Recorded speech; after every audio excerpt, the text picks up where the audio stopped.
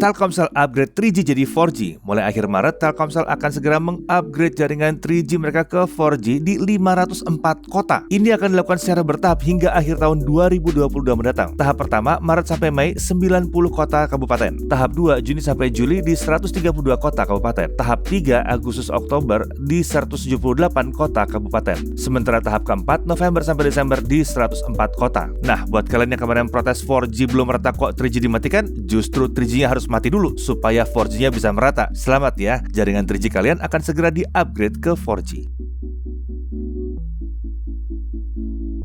Oppo menghadirkan casing inovatif untuk smartphone-nya Find X5 Pro. Casing ini dinamakan Ice Skin Cooling, dibuat oleh Wuhan University. Menggunakan material hydrogel, case ini dirancang untuk menyerap panas dari bodi smartphone. Suhu bisa turun sekitar 2-3 derajat Celcius, jadi HP nggak panas di genggaman, terutama saat main game. Menariknya, casing ini juga punya dimensi yang tipis, jadi smartphone-nya bisa tetap tipis. Nah, ini sih menarik ya. Mungkin bisa jadi inspirasi buat brand yang lain juga nih. Walaupun suhunya mungkin nggak akan lebih dingin dibandingkan fan cooler atau peltier, tapi sudah lumayan lah ya. Penampilan masih tetap bisa terjaga.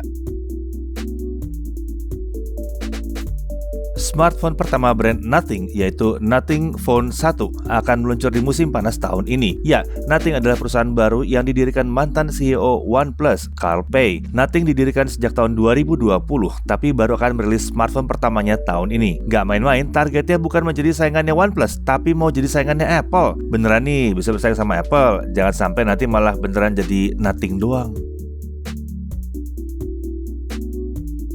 DJI merilis Matrix 30, drone ringkas, canggih, dan tahan di segala kondisi. Matrix adalah jajaran drone untuk enterprise, jadi memang dirancang untuk kebutuhan perusahaan besar. Kameranya punya sistem deteksi laser yang jangkauannya sampai 1,2 km, punya daya tahan air dan debu IP55, dan bisa tahan di suhu minus 20 sampai dengan plus 50 derajat Celcius. Drone ini bisa terbang sampai dengan 41 menit. Ada juga model M30T dengan kamera thermal. Yang satu ini cocok untuk layanan dan operasi darurat seperti untuk tim SAR. Wah, sepertinya ini sih menarik untuk pengguna perorangan juga ya.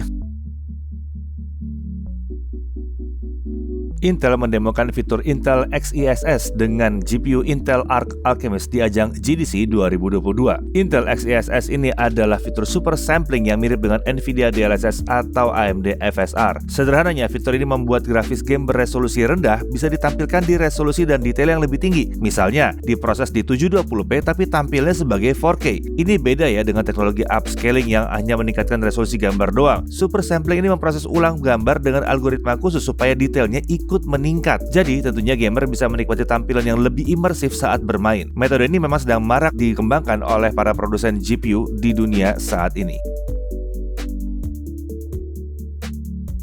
GPU Nvidia di waktu mendatang kemungkinan bakal diproduksi oleh Intel. Ini diutarakan oleh Jensen Huang selaku CEO Nvidia. Selama ini Nvidia mengandalkan TSMC sebagai mitra produksinya, tapi TSMC juga punya sekitar 300 klien perusahaan teknologi yang lain. Jadi Nvidia sepertinya tidak bisa mengandalkan satu mitra produksi saja, meskipun Intel nantinya juga akan merilis produk GPU mereka sendiri dan menjadi rival Nvidia, tapi tidak ada hal yang perlu dikhawatirkan. Nvidia dan Intel sendiri juga sudah lama menjalin kerjasama selama bertahun-tahun. Jensen juga menyebutkan kalau Intel sudah banyak tahu mengenai roadmap-nya Nvidia. Menariknya, saling terbuka dengan inovasi teknologi ini bakal mempercepat hadirnya inovasi yang lebih canggih dan ekosistem produk yang saling melengkapi.